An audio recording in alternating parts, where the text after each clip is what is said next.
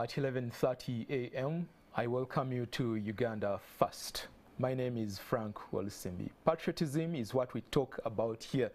And like we have been saying on previous episodes of Uganda First, in part, patriotism means to stand up for views contrary to yours and for people who are different from you, say in terms of faith, politics, and culture, among other things. Friends, we live in a multicultural society that is characterized by diversity. And I should say this again, that we must learn to live as one amidst this diversity. We should at all times work towards achieving tolerance. Of late, the different media platforms that we access at wish to either consume what is there or to publish continue to expose the lack of tolerance in the society we live in. This lack of tolerance sometimes stems from the fallacies that or fake news that some individuals choose to trade on social media. The single word I can use to describe this trend is poison. Each one of us has a duty to eliminate or at least reduce this lethal poison by making a deliberate decision to use media responsibly. By the way, do you know that failing to follow any researched, intelligent, and informative news is unpatriotic in itself? Because it is from such news that you form opinion and be able to hold leaders accountable, and also about the things going on around you. Which media content do you consume and get the feeling of patriotism? The feeling of a changed mindset that puts this country on a positive track. Welcome, Marcella Kareche, Special Presidential Assistant on Advisor on Communication and Director, Government Citizen Interaction Center. This is under State House. Welcome to the show. And online, thank you, Dorothy Amolo, for finding time to join us. Dorothy is president of Queen Industries in Washington, D.C. Can you hear me, Dorothy? Thank you. All right. Sorry we got you out of bed, but I know you'll be of great value on this topic of we're basically asking a question. It's like a question. How can we use digital communication for mindset transformation? That's where we are today. Marcella. Thank you very much, Frank. Greet the viewers. I hope I said your title right. Yes, you did. Special Presidential Advisor. Assistant on Communication and Director of GCIC, or Government Citizen Interaction Center. What do you do in that center? First, I'd like to welcome the viewers of NTV to this program and thank my colleagues in the Office of the President who have sponsored this segment to teach the country, really. The National Secretariat for Patriotism Corps. Yes, to kind of make us love ourselves first, I think. We at GCIC, or Government Citizen Interaction Center, help to amplify government programs using digital media, which is new. In the advent of the internet, it has become another avenue for sharing information, and is quicker and faster and gets further away from our traditional media, which is TV and radio and print as we know them. So we have come to communicate about government in a simpler, faster manner. Okay. Programs, government programs that are available to the people. I know that lack of information, as you were saying, kind of encourages fake news and fallacies because there's nothing to borrow from, or there's nothing to get your credible information from. There's no one who will say to you, oh, that's not true, because they don't know where to get it from. So we're trying to make sure that there's enough information so that if you are talking about government, it's from a point of knowledge, at least. It's informed conversation. Exactly. Then you can argue whether we're doing right or wrong as the government, but at least you should know what they're doing for you from the beginning. If we talk about using digital communication for mindset transformation, yes, I get the thought that this should even start from home. Exactly. Do you hear parents talk to their children about responsible use of media, especially social media, because this new media, it is literally taking over everything? For traditional media, social media is our #1 competitor as we speak. I know. Well, to be honest, given what is going on, what we see on digital media, it's probably not so much supervision from parents. I don't know, maybe it's because they're away and you have your gadget with you, all the time. So if you leave for work at 8:30 and your child wakes up and they're on digital media, even between 8 and 5 when you're away, that's a lot of time of unsupervised usage of digital media. I have had children. I have children of my own. They come to me and they've seen something on digital media and they're like, "Is it true, Mommy, that there was a riot somewhere?" And I'm confused because unless I switch off the internet totally, I don't know what to do. But I sit them down and tell them they have to filter, and we have to have these honest chats with our children, because not everything that's out there is true or is helpful. There is helpful information, but there's totally unhelpful information.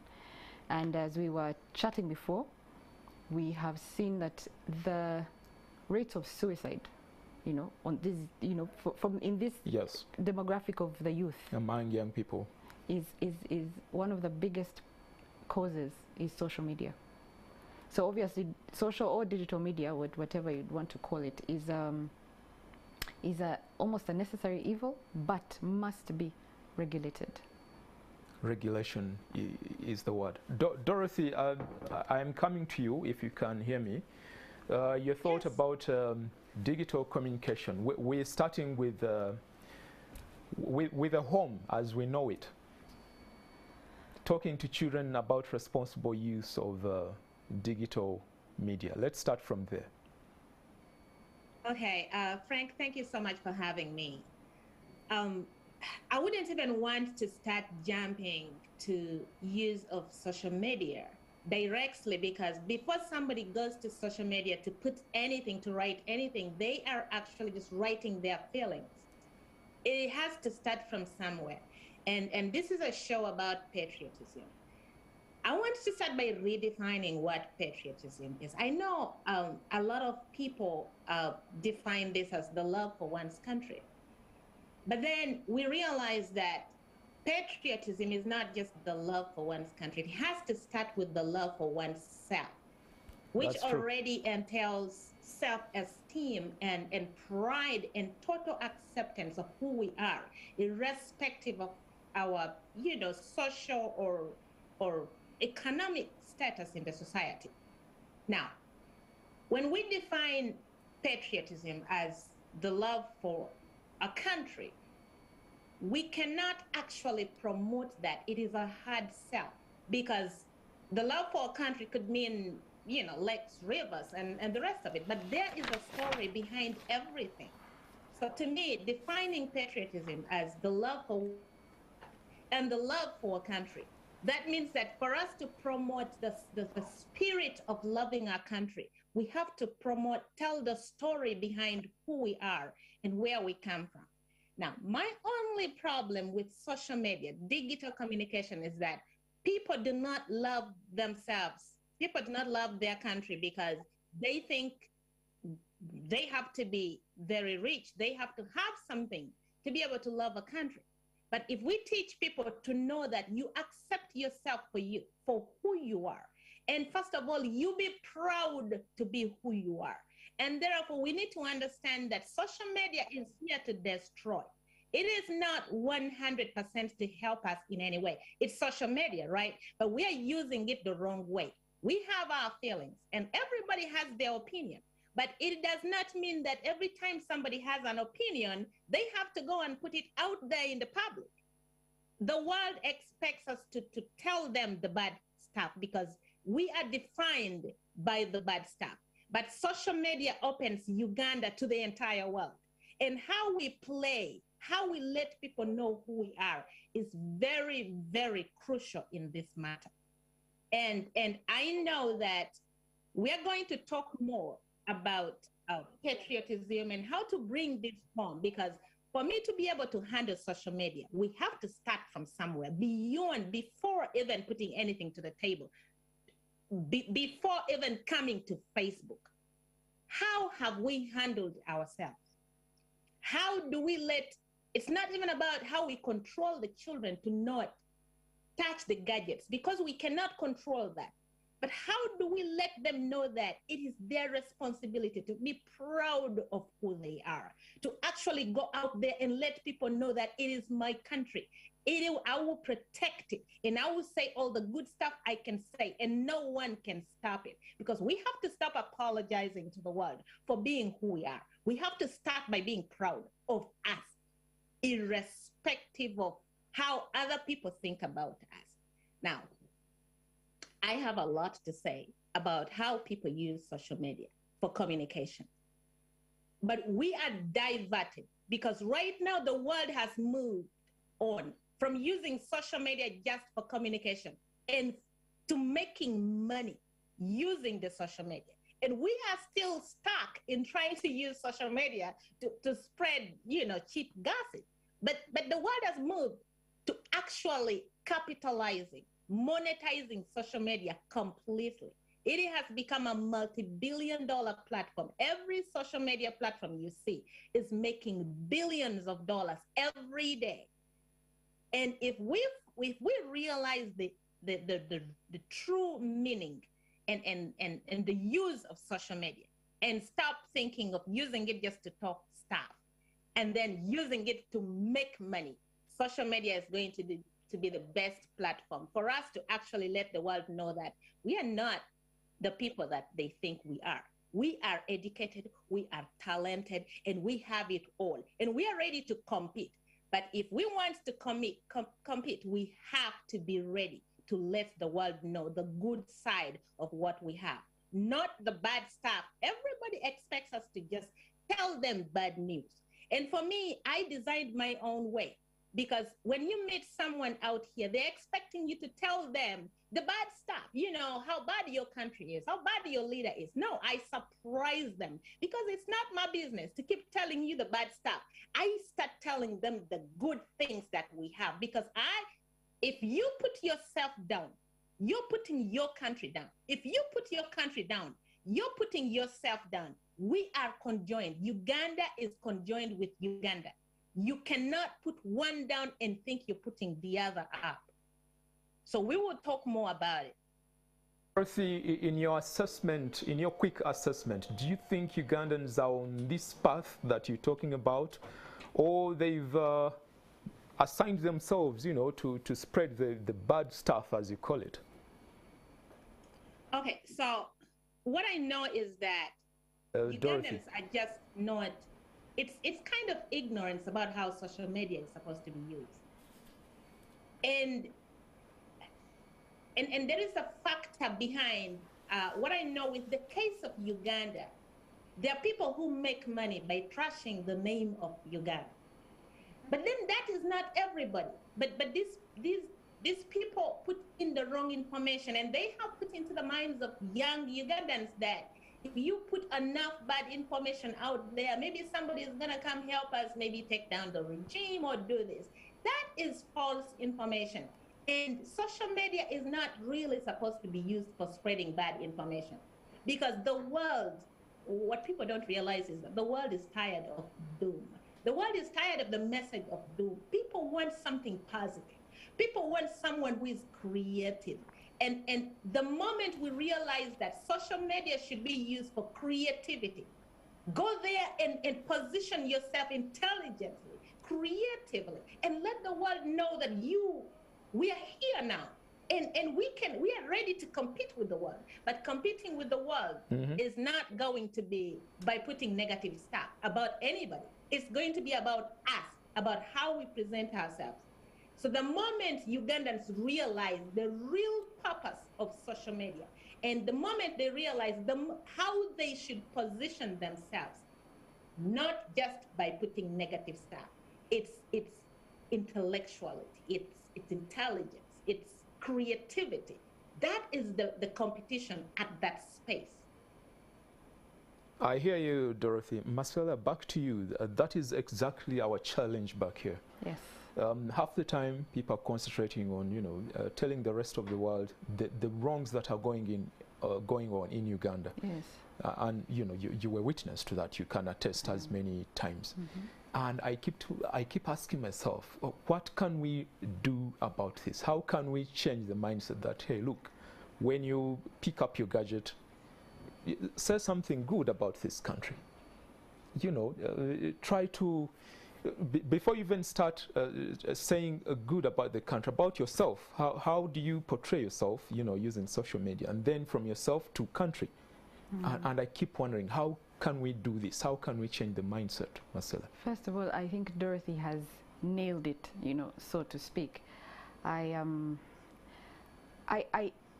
think it became fashionable to be sensational and in the wrong direction against your country. There was a time when it was fashionable, and people didn't realize the damage it was doing to our country. And I think it's because there isn't enough information about how bad image translates into the economy, and then the psychology of the people that live in this country. You start to hate your country because someone said it is bad. Eventually that means you will not be responsible. You wouldn't care how you dispose of rubbish, for example. You wouldn't care how you you raise your children, what you say to them, because you have lost hope because of that sensational messaging, that bad negativity. So there should be an effort really on all sides to be able to bring to the fore what is good about our country. When we're reporting, you don't start with, oh, we've had these bad bridges and challenges and floods, and no, that happens everywhere. But you start with saying your country is so beautiful, it's so blessed, there's rain, almost throughout the year. So, and then this will, lead to this sometimes. So look after your environment so that this rain does not turn into floods. I think we should change our messaging. It's not our fault that, that we have rain. It's a blessing, actually. But if there is a flood, we shouldn't run to say, oh my goodness, this is doom and gloom. You know what I'm saying? So in the messaging, in the reporting of all these things, is to show that Uganda is so beautiful and so wonderful. But when it rains, this may happen, and to be able to,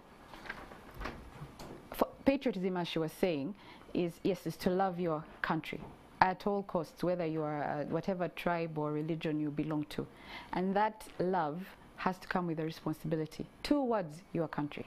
So what do you do before you go to the government equiyambe phase? What do you do in your own little way? And communication and information is part of it. If I run to spread gossip, for example, bad news about somebody, am I doing something good, even just in the personal space? No. But if I go and I say to somebody, this is such a wonderful idea, I'm encouraging you, I'm then, before you know it, you will improve on it and become a better person, even in our small little space. So how much more your country? How much more? Because there is this whole army on social media that they've assigned themselves the role of spreading negativity. Yes. All the time. And you had the Citizen Interaction Center. You use social media as many times. Yes. Through the week, the month, and year on, year in, year out. Have you tried to diffuse this kind of negativity? If you haven't, what are other government agencies doing about it? Well, government, I think, has suffered the most when it comes to negative media. So on our part, and I see my colleagues in communication, it's to first engage these citizens on social media about what the government is and is actually doing for them and with them, okay? So there has been that lack of engagement, I think, because the reason they're very noisy, these people, or have become so prominent, is because there's been a bit of silence on our part. Perhaps it's how do you engage someone who is very abusive and aggressive and so on and so forth. They even just probably you can't even come in. You don't even know where to come in and say, what, calm down. So I think we have to, and I think we're trying to engage the citizens to calm them down. Then eventually, as we're doing that, we're putting out as much good information about our country. Trying, but how? How? You talk of government projects. Yes. You know, you tell people about these projects. And I see people many times trying to dismiss the information you're putting out. Yes. That's a lie. You know, that's a fallacy. Do you give them facts? Yes, we have tried. Do you go to their inbox? What exactly do you do? You try to engage them. So you do not answer them the same way they will, you know, attack you. So you engage them until you realize that sometimes it's just that they didn't have the right information. Also, how we put out our information to simplify. If somebody is arguing that we, you know, there are no roads for the whole, I don't know, 35 years, like 40, you know, those are the arguments. So you come out and you say, this is what we have done so far, okay? And this is what we intend to do, because that's how you engage. You simplify this information, engage the citizens, so that in that way you build their trust. Because there's a lot of, we have trust issues as Ugandans with our country, and perhaps it's because there's not been enough engagement, not been enough information. But once we build that trust, is to show that you are human, you are open. It's not just some big animal, this government, but this is what we're doing for you. This is how we do it. This is where we need you. You know, if it has become a law for everybody to have a national ID, this is your part. You know, come, register, fill in. This national ID will help you. So to be able to engage people about what we do, and not from the point of we're just this, you know, big brother and we're kind of just talking at you, but we're engaging, and this is for your own good. So I think it's a mix of things. It's the way we communicate. Whereas I still see, I know that element is still there among some. But you can tell that individuals and some agencies. It is true. There is that. But we're trying to make sure that we humanize government and to show that, you know, it's really here for you. Of course, certain times are more charged. Elections and, you know, in the country. So there will be times when there will be such a, social media will be on fire, or digital media will be on fire. But in peace times, I think this is where government should come in, when there isn't so much aggression, when there isn't so much, you know, negative engagement, and start to build the trust of their You know also the challenge, when we come back in the second segment, much as there are times you really do not want to talk about the negatives that are going on in the country. But you know, circumstances force you into that. For example, the campaign election period that we just concluded.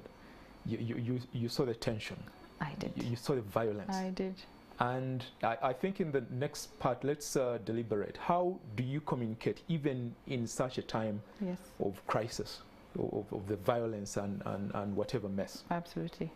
We're coming back after a short break of about 3-4 minutes. In studio, it is Marcella Kareche with me.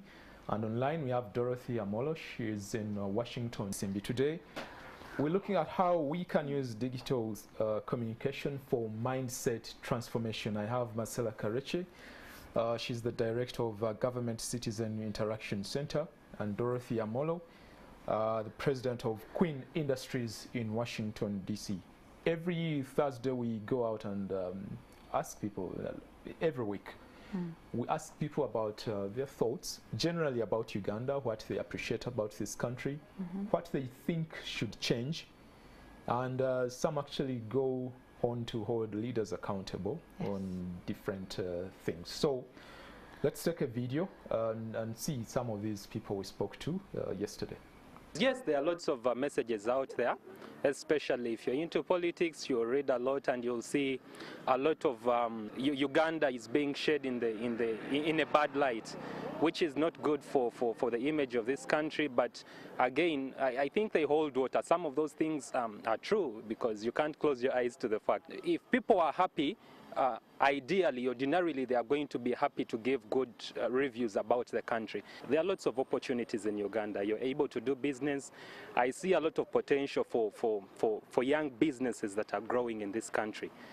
But unlike a few places that I visited some of our neighbors, it is harder to start up than it is here in Uganda. Of course, there are a few things that we need more support from the government in order to help youngsters, especially innovators in this country, push on from inception. No matter where you go and you find it's a bit different, there is something good that is not at your home. It's not good you backbite your home. So I would tell these people, I would advise them to keep, of course every country has I think some challenges, but we don't have to expose these. We can solve them within our country. So I advise these people to, if they feel it's beyond, they should solve it within. They shouldn't expose this, because this is everywhere. Even in those countries they admire, they have challenges. So I think we should just solve this within. We shouldn't expose this. This is our country. This is our country. East or West, Uganda is ours.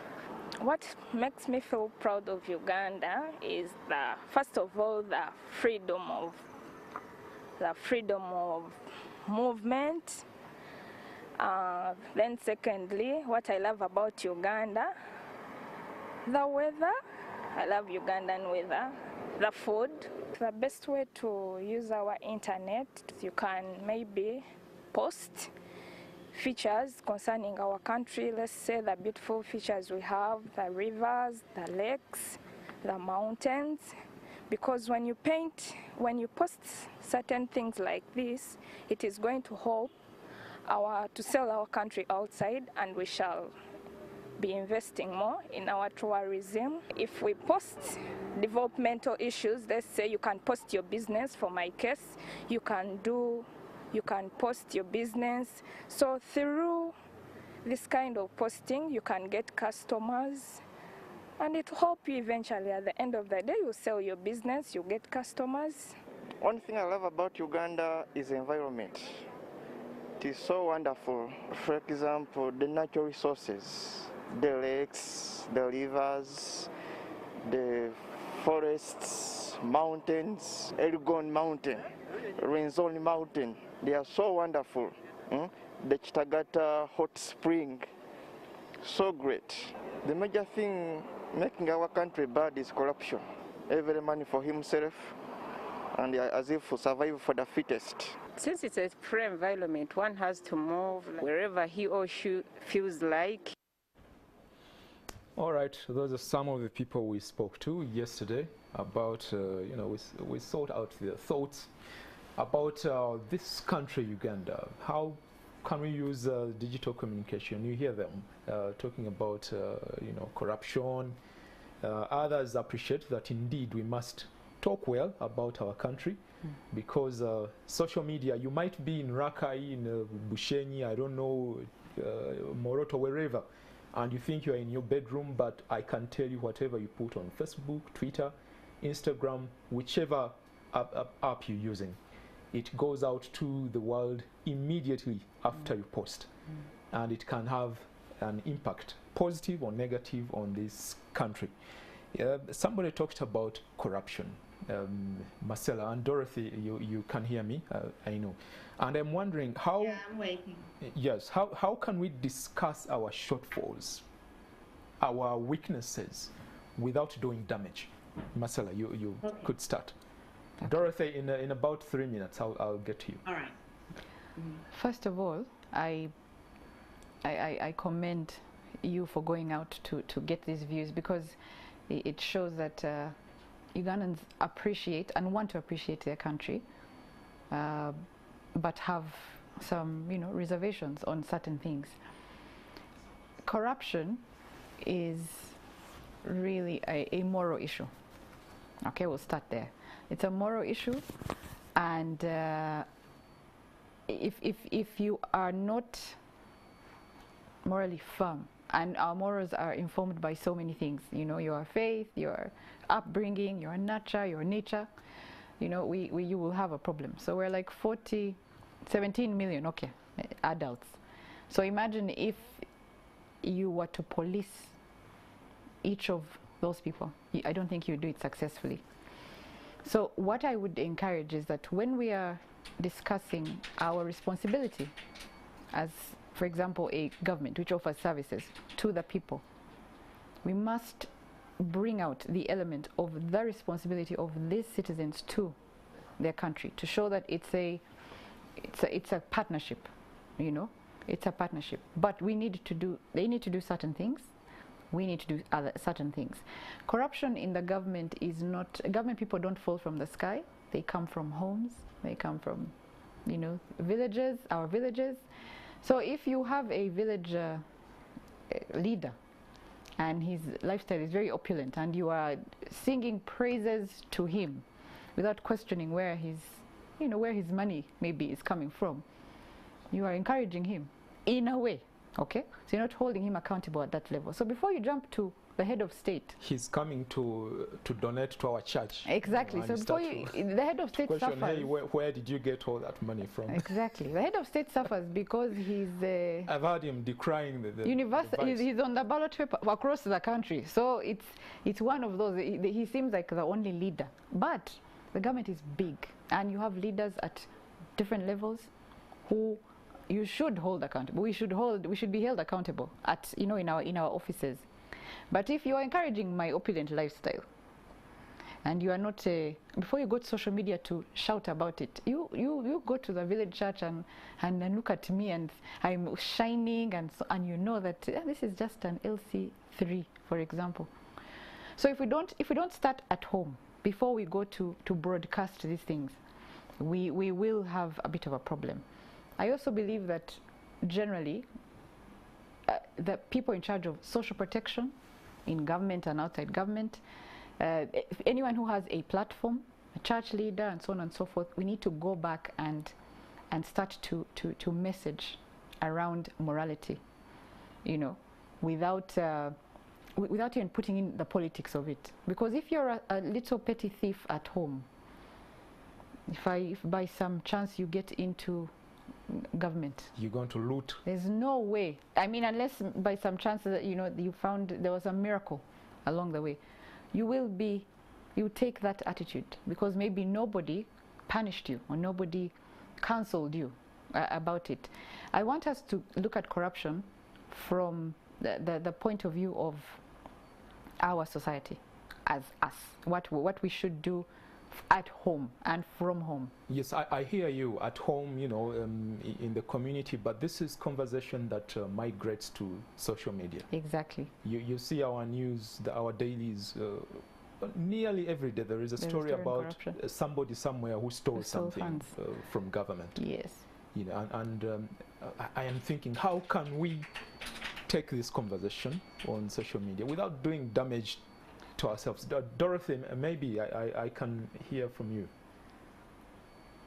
I wouldn't even want to focus on corruption right now, because to me that is not the major issue when we are talking about communication to change a mindset. Because I Dorothy, have categorized. It is inevitable to talk about some of these things, and the question is, how can we have this discussion in a healthy manner, in a way that doesn't do damage to our country? I am coming to that. Yes.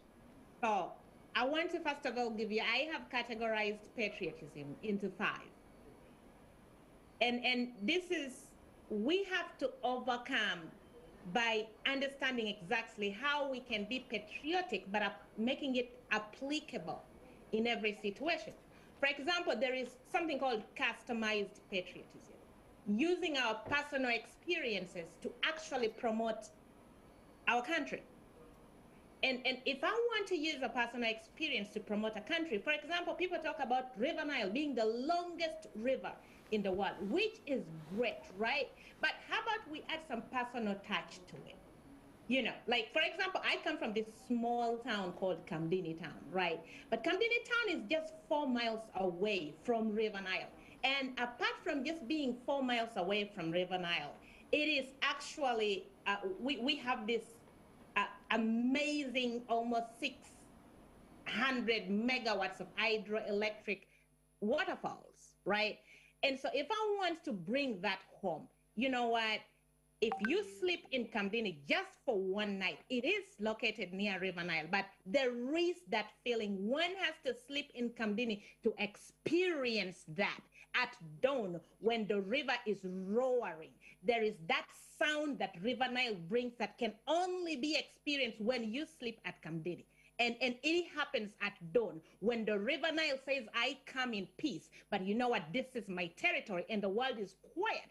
I want everybody to come and sleep in my town so they can experience that. I personalize it. And then sometimes I use positive patriotism. Positive. Talk about good stuff because the world is not positioned to talk good. And if we say we are focusing on the negative stuff, negative things can always be outweighed by the positive things. For example, we know very well that Ugandan education system is very good, by the way. But no, we are very, very inferior. We don't want to talk about the good stuff. I have always convinced Americans that our education system is better than theirs. And they actually agree with me because their education system is damning the people. And they tell me, yeah, you're really right. Our education system is damning the children. But the Ugandan education system is actually broad. It prepares a child for the entire world. And I convince them our healthcare system is better because our doctors are the best. And these doctors have to use machines. And I go on and on to actually make sure that if we talk about patriotism, it has to be all round. And with corruption, if we want to talk about corruption, we have to make sure that we don't put things on social media, especially, let me tell you something about negative patriotism. There are people who think that they're being patriotic, but then they're negatively being patriotic, which is a good thing because everybody is allowed to be patriotic in any way, but that is negative patriotism. And that is damaging to the country. And that is what we put on social media. And then instead of putting in negative patriotism, how about we just do silent patriotism? Don't talk at all, zip it, okay? And so I do not see a way that corruption can be brought in to match with how we can really promote patriotism in this case. But going back to social media, I see people committing crimes on social media on a daily basis. And something has to be done about it because these are people that are sponsored to do it. They're sponsored to damage the reputation of a government. And the problem is that they're ignorantly doing this. They are even giving information. Someone gets a leak from the government. Sometimes some information you get from the government is not just any information you give out because it is a matter of national security. Sometimes it is confidential and not just anybody is supposed to leak it out. So the moment you leak anything that can jeopardize national security, you are already committing a crime. And then anything that people are doing on social media, let me tell you, there is something called social resume. Social resume is the most powerful CV that anybody can have on themselves, but then put it in the public. It is there for anybody to see. Anything you post on social media, anything you like on social media, anything you share, anything you love forms the part of your entire social resume. If any employer just goes and downloads your resume, your actual feelings about things, how you want to remove a president, how you want to do this, all of those ill-informed information you have out there is enough to not let them give you a job. It is enough to not let them actually give you a contract. It's enough to make someone be isolated. To me, I think we have to educate Ugandans about the purpose of social media and also let them know the damages that social media can actually cause or to a person. We just don't need to be quiet about it. And I believe that Marcella, you're listening to me. There is no way the government can try to be human, especially with people that are sponsored to damage the reputation of a country. Because some of us are innocent Ugandans. We are entitled to a reputation.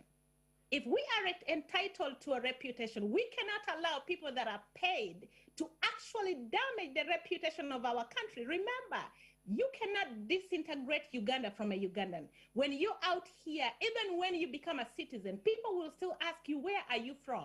And they want you to identify yourself by your country, by where you come from. It is a constant. And therefore, we need the reputation of our country intact. If someone hates a particular person in that country, it cannot be used to damage the reputation of everybody. So if government knows that there are people that are sponsored to actually damage the reputation of a country, the government has to act and make sure the people that are sponsored to do it are weeded out. And then the people need to be educated, because at the end of the day, people are committing crimes on a daily basis. If someone puts a wrong information out there, and this is really just ignorance, because you get some information and somebody says, oh, this person has been poisoned. And then there is a specific information that the entity has put about the health of their leader, and it is not poison, it's something different. But another person says they know it better because they have a source. The person has been poisoned. And you're like, before you put any information on social media, remember, you are incriminating yourself. Make sure you verify the facts. The problem here is that people are not verifying their facts. People are just putting information out there, and they don't know whether they want to break the news first. Thank you, Dorothy. I love your view that Ugandans are entitled to a good reputation, Marcella. And you know, the people who spread negativity are not even paid, by the way. They are influencers of negativity. And I keep wondering to myself, are you people doing something?